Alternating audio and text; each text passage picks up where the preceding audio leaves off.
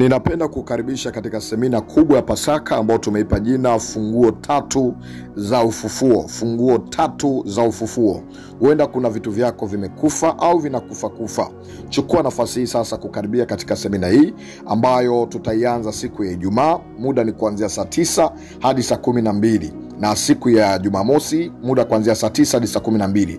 Lakini siku ya Jumapili ambayo ni siku ya hitimisho ya semina yetu, ibada yetu ya semina itaanza saa 2 asubuhi hadi saa 4:30 asubuhi. Tutakuwa na wakati mzuri wa kushiriki meza ya Bwana au chakula cha Bwana ili tuweze kujiunganisha au kujiambatanisha na utimilifu wa ufufuo wa Bwana wetu Yesu Kristo.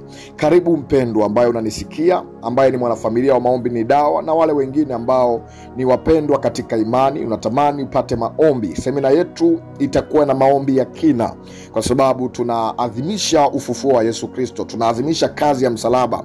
Tunaadhimisha kusudi ambalo Kristo Yesu alikuja kulifanya hapa duniani. Tunakumbuka ya kwamba kwa kupigwa kwake Kristo tumekwisha kuponywa. Kumbe wakati kama huu kwetu ni wakati wa tafakari wa matendo yetu. Kama tuna matendo yasiyokuwa nafaa mbele za Mungu, basi ni wakati wa toba na kutengeneza njia zetu. Lakini zaidi sana ni wakati wa kuikamilisha ndani ya mioyo yetu kazi ya msalaba, kwamba Kristo Yesu kwa kupigwa kwake tumekwisha kupona, kwa kuteswa kwake tumekwisha kufunguliwa. Maana imeandikwa, alifanyika masikini ili sisi tuwe matajiri, alifanyika laana ili sisi tuwe baraka.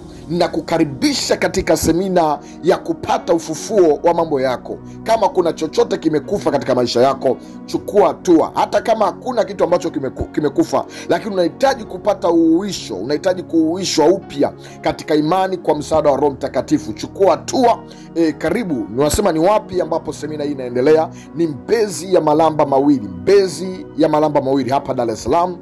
Mbezi ya Malamba Mawili. Ukifika hapo Malamba mwisho utaona bango letu kubwa la kanisa limeandikwa Kanisa la Maombi Rehobothi. Ukifika hapo kwa mwombezi Pastor Godwin Ndelwa, hilo bango unaweza kumuuliza mtu yote, bodaboda na watu wengine wanatufahamu, waulize kanisa la maombi lenye bango hili liko wapi. Utaelekezwa, sio mbali na hapo Malamba mwisho. Nitafurahi kukuona na nitafurahi kukuhudumia na nitafurahi kumega pamoja na wewe mkate wa Yesu Kristo ambao ni